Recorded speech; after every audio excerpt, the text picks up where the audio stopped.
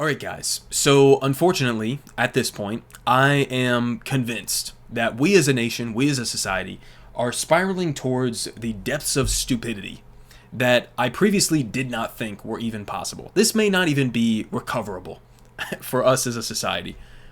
So here we have Joe Rogan, who decided to have on his show, his podcast, whatever, James Lindsay. Now, I don't know how you guys would characterize James Lindsay. I don't know too much about the guy. I guess you could call him like a somewhat of an insecure, reactionary, culture warrior type figure in American politics. And he is going to explain to us his view on the recent controversy surrounding Boeing. So we're just going to jump into this clip. And I hope you guys can tolerate it, because hopefully we can come out the other side and I'll give somewhat of a better explanation than he is delivering to this absolutely shocked and bewildered Joe Rogan here in this clip. Let's torture ourselves here for a second. Put the tinfoil hat back on. I got an explanation. Okay. So earlier I said that the goal is to degrow the West and facilitate China's rise. Okay, so what's happening?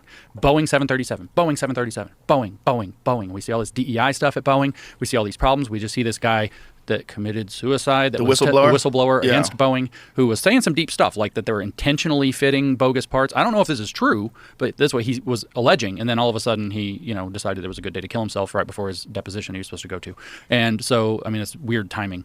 But he's saying that Boeing could be construed, let's suggest, as though it's deliberately committing suicide as an organization. It's cutting corners. It's locked in by this ESG, DEI stuff. That's it. The easy question is, why is DEI? Because ESG. It's the S in ESG.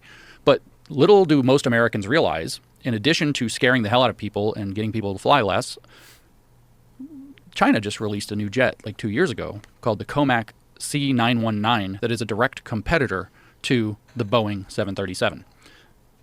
So maybe you kill Boeing and you allow American manufacturing of high-quality aircraft to fall, and then the Chinese competitor is now the thing on the market that doesn't have this bad rap sheet and this risk factor. Maybe it's big, dirty international business. Okay. So,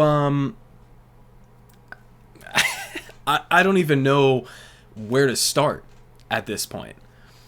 I guess we can start with the DEI stuff. So listen, guys.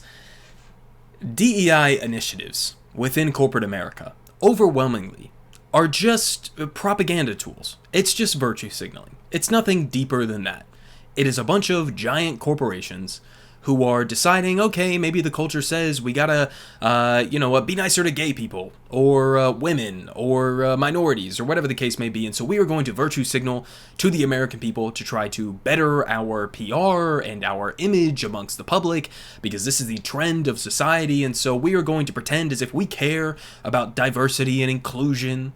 And, we're going to use that propaganda in order to benefit our image as a company. That is what these DEI initiatives are at a fundamental level. This is not some conspiracy of communists or wokesters, whatever the fuck you want to call them, who are taking over the United States economy and hiring people with who have no experience into these key positions like pilots and whatever.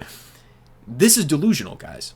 This is basically, and I almost, on the one hand, I want to do a deeper analysis in terms of conservatives' analysis on what DEI is, but the more that I think about it, it really does not go much deeper than they legitimately think that these companies are going out of their way to hire non-white people who are totally unqualified for these positions, and that it is some sort of a part of a conspiratorial plot to, in his mind, I guess, enable the rise of the Chinese Communist Party. I mean, it really is like that ridiculous at face value. Okay? Now keep in mind, if you actually look at the overall stats, it is a tiny minority of pilots, for example, or even employees at Boeing who are minorities, who are women, whatever. It doesn't even make up like the majority of the company. So there really isn't much in terms of substance to say about that aspect of it. Now, in terms of some of the more substantive, or at least interesting aspects of this, I want to give you guys some updates here on the Boeing whistleblower situation, because I talked about this a couple of days ago, and at the time, I'm not going to come out and tell you guys 100% that Boeing just straight up murdered a guy. I'm not going to tell you guys that. You guys can make up your own minds. But already a couple of days ago, it was incredibly suspicious circumstances. Now we get a couple of updates. So this is from March 14th, and this is a quote from one of the close friends of this Boeing whistleblower. And he said, apparently, according to this friend, quote, "If anything happens, it's not suicide." Now, I guess hypothetically, this person could be completely making up this quote. I don't know, guys. It's getting murkier the more that we get information. We also had some other reporting that came out. This was from Yahoo, the last days of the Boeing whistleblower. And so, in this thread pointed out here by Jarek White, he says, Boeing whistleblower John Barnett was planning to drive home to Louisiana after his deposition on Friday, on March 8th, before Boeing lawyers asked him to stay one more day to finish his testimony.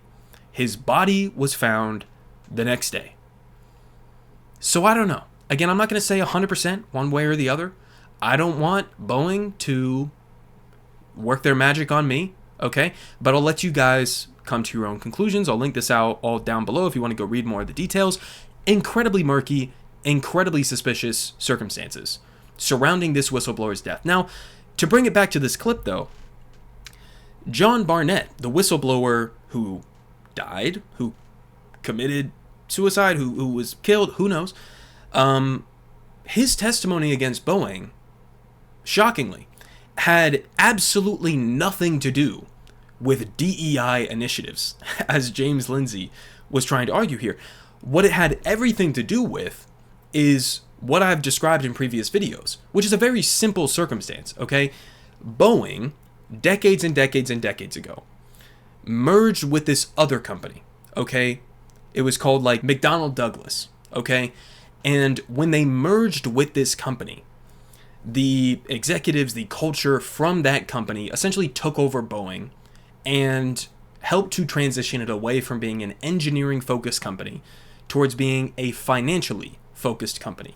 And so you had all of these crazy stories about how they moved their headquarters away from Seattle, where the manufacturing and the engineering was taking place. They moved it to Chicago, specifically in an effort to be able to make financial decisions about the company without any input from the manufacturing or the engineering side of the company. They started spending tens of billions of dollars over the years on stock buybacks, which should be completely illegal. Thank you, Ronald Reagan, for making that legal. But it's effectively just stock manipulation to artificially raise the price of their stocks in order to enrich wealthy Wall Street shareholders. And so basically what you had is a simple story of a couple of different things. On the one hand, you have a lack of antitrust enforcement, which allowed for this merger to take place in the first place, and has resulted in basically Boeing capturing the manufacturing industry of airlines, of planes in the United States. So you have a lack of antitrust enforcement, a lack of competition, which is what many capitalists say is the core, the cornerstone of capitalism, right? Competition is going to breed innovation and all of that. You have a lack of competition, a lack of antitrust enforcement. You also have a lack of regulation here, because what the FAA and other regulatory bodies in the United States, thanks to, the regulatory capture by this industry, and thanks to corrupted politicians acting on behalf of companies like Boeing, they basically allowed Boeing to regulate itself. And surprise, surprise, when you allow a for-profit enterprise to regulate itself, it's not going to come out with great results. One of the stories that we got, several of the stories, one of them was just totally ridiculous, where like Boeing was using like dish soap as a lubricant in some of their facilities. Other stories were like how they were trying to compete on the international stage with other producers of airlines, and so they basically rushed out this new product where they had this faulty sensor that they added onto it. They changed the positioning of the wings and changed the positioning of the engines, and they didn't tell the pilots about this change to the planes because they didn't want to have to require the companies they were selling to pay for new training for the pilots. And then that resulted in the deaths of hundreds of people because this sensor was malfunctioning. You had so many different stories, but one of the main stories that I gleaned from this, in one of the situations that was described, you had, and this was described by John Barnett, the guy who was mysteriously died, okay, and he was describing a situation where he went to go and do inspections on some Boeing planes that were set to be approved and sent off for all of us to go and fly in, right? And they found upwards of like 300 plus issues with the plane. And when he came back, reported that, they didn't say, okay, we're going to go in and we're going to fix that issue. They came back and they said, his manager or whatever, came back and said, I'm going to go there myself with my own team that we're going to cut down significantly. We're only going to give them a couple hours to inspect the entirety of the plane. And then what do you know? They turned around, they came back, and they only found like 50 issues with the plane. Okay? And so you have a lack of regulation when you allow these for-profit enterprises to regulate themselves. So that's another issue there. So we have two issues so far. We have the lack of antitrust enforcement and the consolidation of a major industry like this in Boeing. We have number two, the basically lack of regulation, where these companies are allowed to regulate themselves with virtually total impunity. And then the third thing to point out here is, this is just a problem of capitalism, guys. This is not some sort of a combination of the World Economic Forum and the Chinese Communist Party and diversity, equity, inclusion programs at these companies. This is just capitalism, okay? Thanks to Ronald Reagan and those after him continuing to legalize stock buybacks, for example, and the prioritization of wealthy Wall Street shareholders over safety, over the workers, over the product itself, we had a situation where they decided to spend, unsurprisingly, tens of billions of dollars on stock buybacks instead of investing in their product, instead of actually creating a safe product for us to all fly on, instead of investing in their workers. So this is not a complicated situation that we're talking about here. You would think that it wouldn't be complicated. We need serious crackdowns on regulations of Boeing, if not a total nationalization of the company, until we figure out what the fuck is going on here.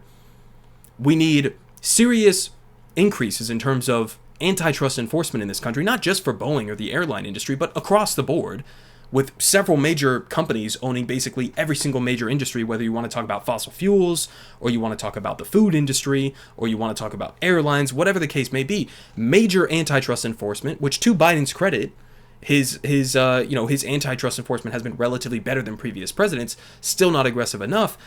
And then number three, we need to make stock buybacks completely illegal. That's a bare minimum.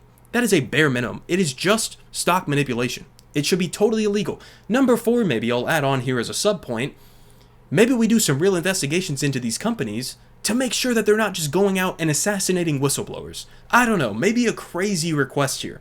So we'll have to stay tuned in terms of what the results are from the preliminary investigation that is taking place into the death of this guy, John Barnett, who apparently was like in the midst of giving a testimony and then just randomly decided to off himself with no explanation whatsoever. So maybe there's some explanation. I don't know. Incredibly suspicious circumstances here.